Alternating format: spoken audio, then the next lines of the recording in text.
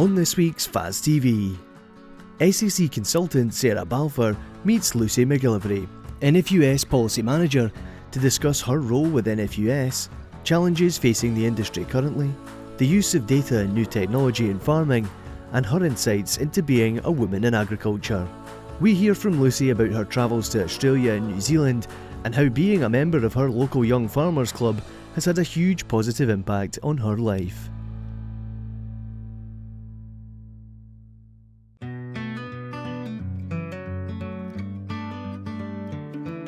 So we are here today in the Braes of Glenlivet. Thank you very much, Lucy, for joining me. Do you just want to start by telling me a bit about your farming background? I'm Lucy McGillivray, I'm 23 years old, grown up here in the Braes of Glenlivet. Our main farm is Agnes Farm, which is a secure tenancy alongside this farm here at East Acavech. And we also have an MDLT at Inchnacape, which is near Tom and Towel. So we have about 500 acres of in-buy. So we have 4,000 acres of hill grazing on a contract farming agreement, and then we have 1,000 acres of common grazing just on the back hills here. So the Glenlivet estate, an area of course I know well. Our own family farm is not too far away from here. You are a typical upland beef and sheep farm. Do you want to tell me about the livestock and stock numbers that you're running? Yeah, so firstly on the cattle side, so we have about 160 Simmental cross suckler cows. So we try to breed our own replacements to put back into the herd. We use a slightly easier calving bull, so in previous years we've used a Solaire on our heifers, just to get a bit of cross through them, but also for ease of calving as well, which has been working well. And then for everything else, so to produce our store calves, we put the Charolais bull onto our Simmental crosses to produce a Charolais cross calf. So we keep our calves for about a year, so we sell them yearlings. So our backing calves here that we'll be selling in September at United Auctions in Huntly. We don't have the facilities up here on an upland farm to be able to take them right through to finishing, so we sell them off at store. We have roughly 1,250 sheep, so we have about 1,000 blackface ewes, so hill blackies, and we have it's actually about 270 mules. So we put the Texel tup onto the mules to get a Texel cross lamb, and we fatten all our lambs off farm as well. We have a contract farming agreement with the Necht Estates, so we lease 750 sheep to graze the 4,000 acres of hill. So that's a steady income for us, so that it's for the tick mopping. So the sheep go onto the hill, the tick jump onto the sheep that have been treated with dissect to take them off of the grouse. School holidays presumably were all spent at home helping out on the farm. I can tell how passionate you are about the industry, so it's no surprise that you decided to study agriculture with SRUC, similar to myself. Having grown up on the farm, you have this obvious passion for agriculture. But when I was at school, I wasn't really sure what I wanted to do. So I actually went to Robert Gordon's University to study law. Dad always told me I was good in an argument. So I went there first and got my degree after 3 years. It was during COVID I went to university, so it was a wee bit different to most folks' experiences. So left after 3 years, but still wanted to study. So I got a job and then started doing a distance learning course at SRUC at Craibston in agriculture professional practice. So that was a postgraduate diploma that I graduated with last year. So that gave me a bit of extra qualification on the agriculture side of things, which built on the degree that I already got. And now currently you are Livestock Policy Manager with NFUS. Do you want to tell me about your role? What does this involve?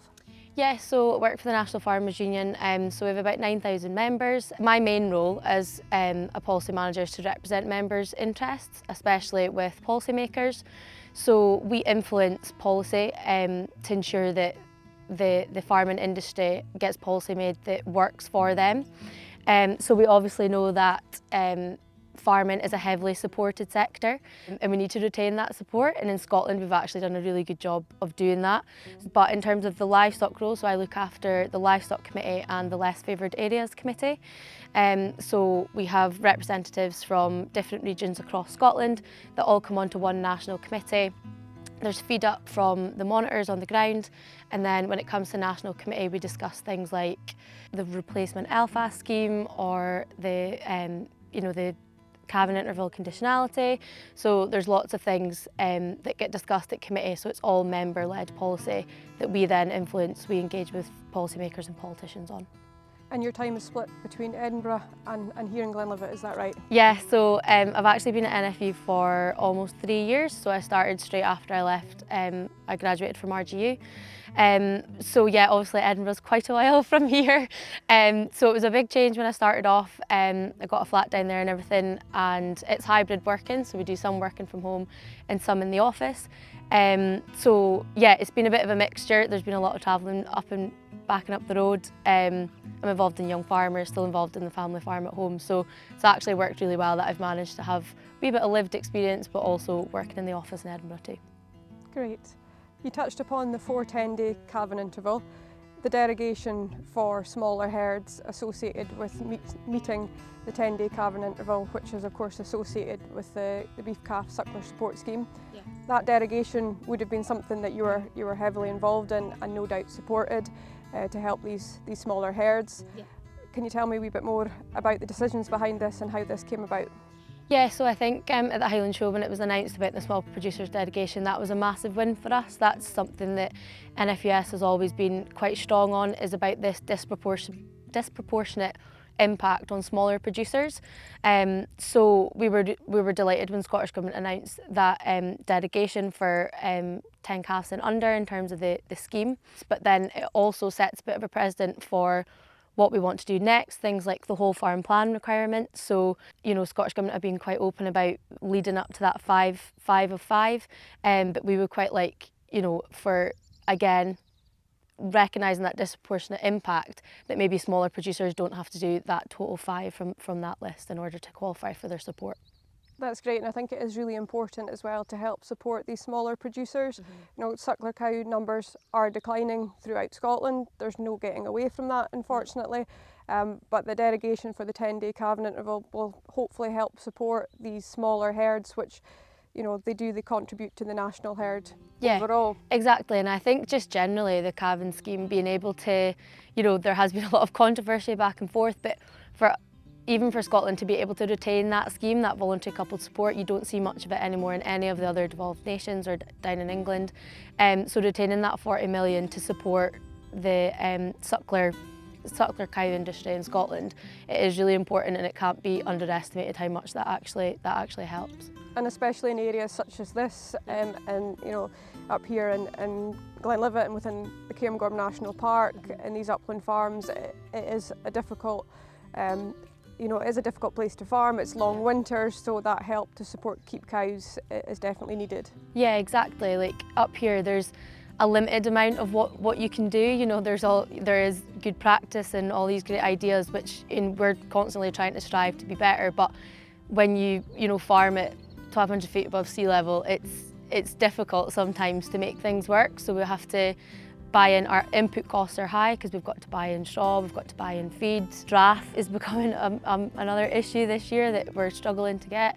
So, you know, people suggest things like outwintering your cows and things like that, but we are quite limited in what we can do up here. So it's a high input system, but we are hugely productive and we do produce as much as we can. So yeah, the support is needed for places like up here to keep cows up in these hills. And there is also, of course, policy changes associated with making farming more environmentally friendly, more sustainable. There's changes to greening requirements from next year. But these sort of changes and looking to farm in a more sustainable, environmental friendly way is nothing new to you and your family. You've been involved in agri-environment schemes for a number of years to support the wading bird populations. Yeah, so we're involved in 8 schemes. We shut off grazing and bits for wading birds. Up at our farm near Tomhill in Cape, we don't mow any of that grass until after the 1st of July, again to protect that ground nesting birds. We try and work whenever we're ploughing any ground that we work it so that we're not doing it at peak nesting season or anything like that. I think with the wader birds and the ground nesting birds, the thing that we've noticed the most that's affecting them is things like seagulls and crows and things like that up here. So it is a wee bit frustrating when you're doing all these things to protect that birds, and then there's external factors that actually overcome it. We've touched upon some of the challenges that are facing beef farmers and Scottish farmers in the industry already. We've mentioned declining suckler cow numbers, price fluctuations, market volatility, lack of succession, sometimes lack of government support are all issues that we're currently facing. What do you think are the biggest challenges just now for farmers? I think you've touched on most of them. I think in terms of government support and that support kind of changing, it is worrying, and we need to keep, especially on the NFUS side, keep pushing that same lines that we're always pushing about multi-annual funding, the need for support, the need for direct support. But I think generally we're in a better position than our counterparts, in England, Northern Ireland, Wales. So I think it's just about keeping pushing and having these arguments backed up with evidence all the time. So, having lived experience, showing them out on farm, that's a lot of what we do at NFUS, is taking politicians out on farm to show exactly what we do and how we farm and how we're not actually damaging the environment, we're doing this to help and things like that. So I think that's a worry, but maybe not one of our biggest challenges. Like you say, there is other challenges like labour shortages. So yeah, I hear that at work all the time, that folk are struggling to get good labour. So it feeds in just to try to get more folk involved in the industry and just to try and prove that it is a good career to have. You touched on price fluctuations. So, it's no secret that when you go and sell your store calves or whatever, you're getting a good price for them nowadays, and it has went up a lot in a short space of time.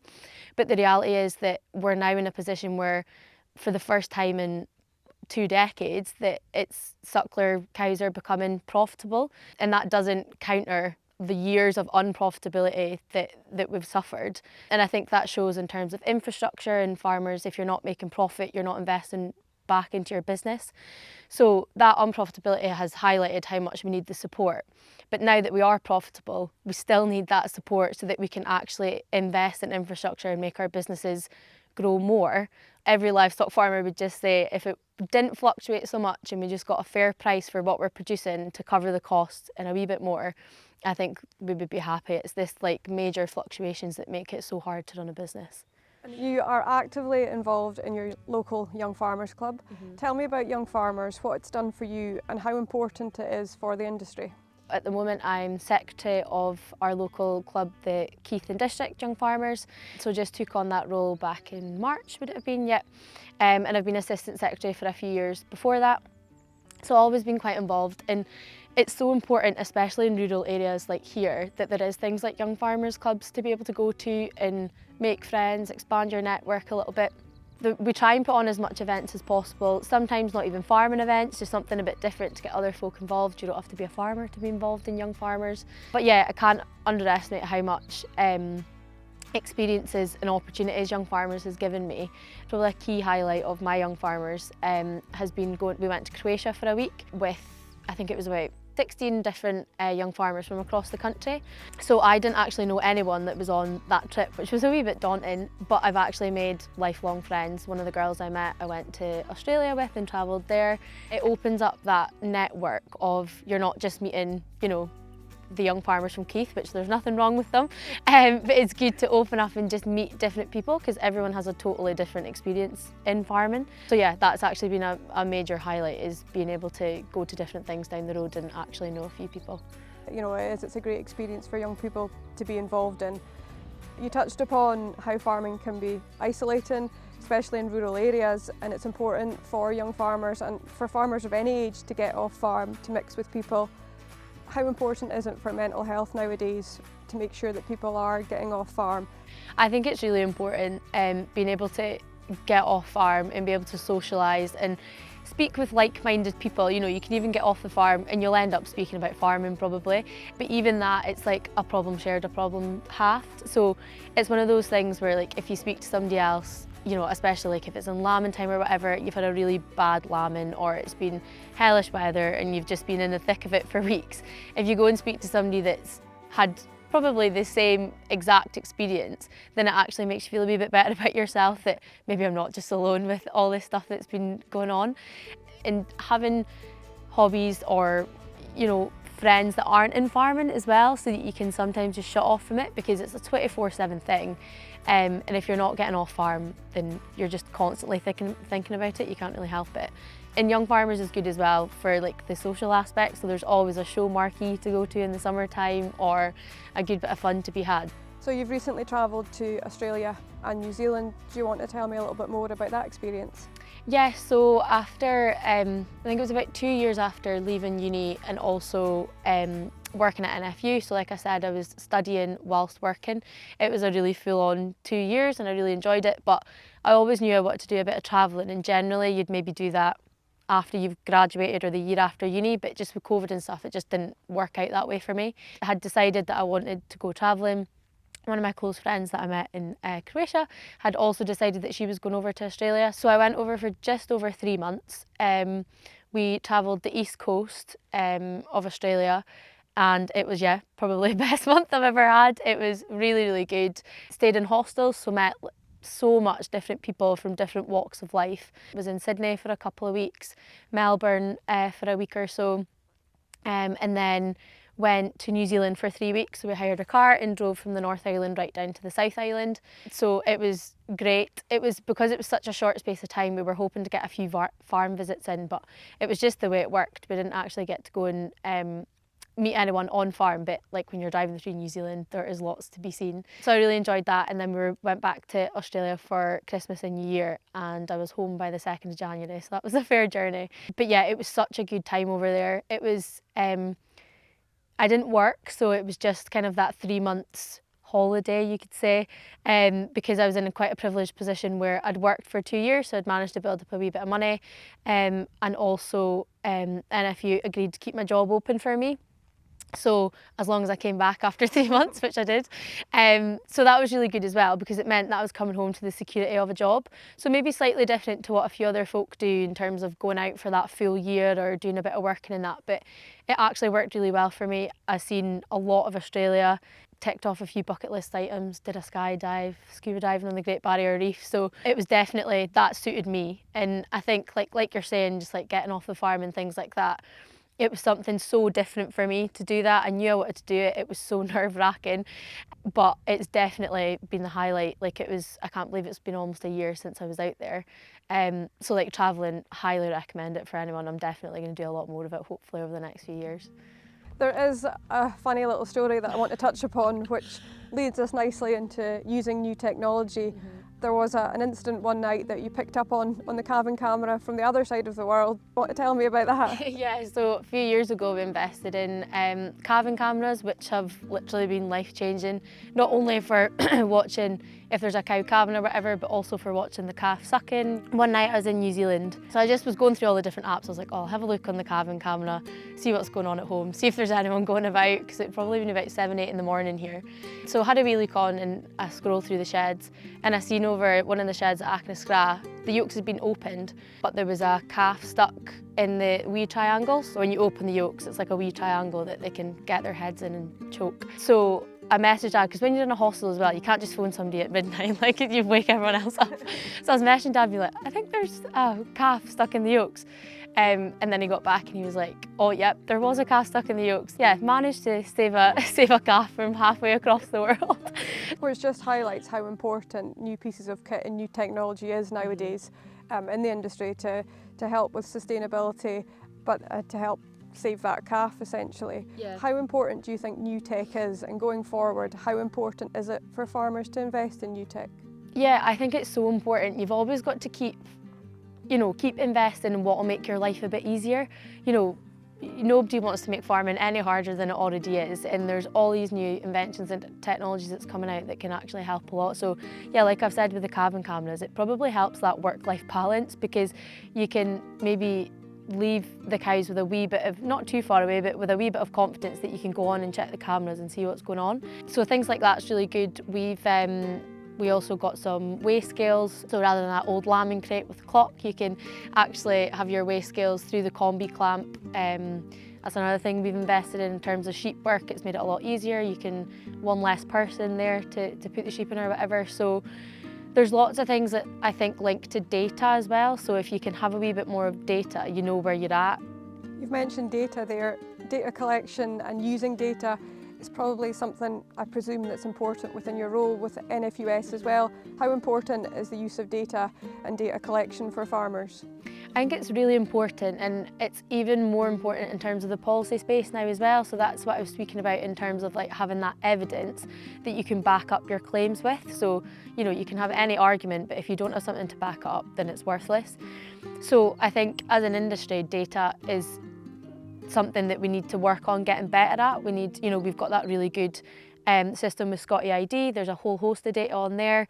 There's things like My Herd Stats, so that's something that my sister leads on at Scotty ID, and just that helps with the calving interval side of things. So you can go on, you can see how many of your cows meet the threshold, even recording data about your calves, or you know, how well your lambing's going. Just those things, it really helps in order to push that productivity, but also efficiency as well. So it can be a bit of a pest, you know, taking that data or writing it down at the time, but in the grand scheme of things, it's something that we should all be doing. So our agricultural industry is changing, the beef industry is changing, our climate is changing, and livestock production is closely linked to climate change and can be seen in quite a negative way. What's your view on this? What do you think?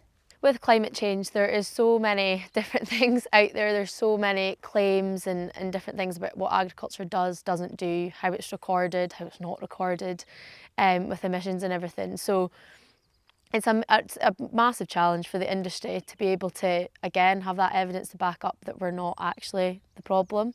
Agriculture, and specifically livestock, is part of the solution, not the problem. And I think if we can try and change that narrative, I think it would do a lot to actually have steps to how we can improve. You know, none of us are saying that we can't improve on what we're already doing. As an industry, we will move forward, and we're already doing a lot of things that will improve things like emissions. But yeah, I hate that narrative. It's frustrating to hear when, you know, farmers and livestock and cows are the problem, when there's a lot of other things at play that will make a lot more of an impact if we change. We can help with that. So what can we do that will improve productivity, it'll improve efficiency, so ultimately improve profitability. So there's things like livestock genetics improvements. There's lots of things that we can look at that doesn't just mean putting cows off and job done, problem solved. It's all these other things that will feed into it. But yeah, if I could change anything, it would be the narrative of that, like, farmers are the problem and they're wrecking the environment, when actually you speak to most farmers and they're custodians of the land. They want to protect their land. It's in their interest to be able to have good land and produce livestock. So as part of the delivery of the Farm Advisory Service programme, we have a number of women in ag groups which meet across the country. These groups are a fantastic opportunity for women in the industry to get together. We, of course, are both women working in the agricultural industry. In the past, it was seen as a male-dominated industry, whereas now tables have definitely turned and there's more and more women involved in the industry. I've certainly never really felt like there's been a barrier to me coming into agriculture. I don't know if that's just the way, you know, I've been brought up at home, or if that's just generally, but you know, there's the odd joke here and there, but it's nothing too serious. But I think generally, like, things like the women in ag groups and meetings and stuff, people maybe do feel more comfortable going along to something that is specifically for women in ag. So I started at the union when I was 20, so when you're young, also I'm blonde, so that can maybe have an effect. But you know, it's just that perception of that, like, you maybe don't know anything about farming, or like on the ground of like what's actually going on, you know, because I've not been farming for 30, 40 years or whatever. So I have came up against that a wee bit in terms of people thinking that I maybe don't know. You don't have to prove yourself, but being able just to be confident in yourself that you know your stuff just as well as the next person. Doesn't matter if you're young or if you're a woman or whatever, if you work hard and you know your stuff, that's all people care about. You know, you don't need to be a farmer to get involved in farming. There's many other routes into the industry and a career in farming and in agriculture. What's your advice to anyone that's watching and listening that's thinking about getting into the industry? Yeah, I think it's important that for agriculture, you know, you don't have to be actually farming or on farm to be involved in the industry. And I think that's important, because definitely when I was younger, I maybe didn't see myself as a farmer on here working the farm, but I definitely wanted to be involved in the industry, and I just didn't really know where you could fit in. But now, you know, with working in policy, I've actually noticed there is lots and lots of jobs that links you to farming and agriculture, working with farmers, that doesn't necessarily require you to be working on farm. Although I love that side of things, it's maybe not a full-time thing for me. So yeah, I think any advice, like I mentioned earlier on, like as long as you get your head down and work hard and just show that you have a bit of will in, a bit of work ethic, and you're determined to actually work in the industry, then you'll get on fine. It's a great industry to work in, and as I say, you don't have to be actually working on the farm to be involved in it, which is important.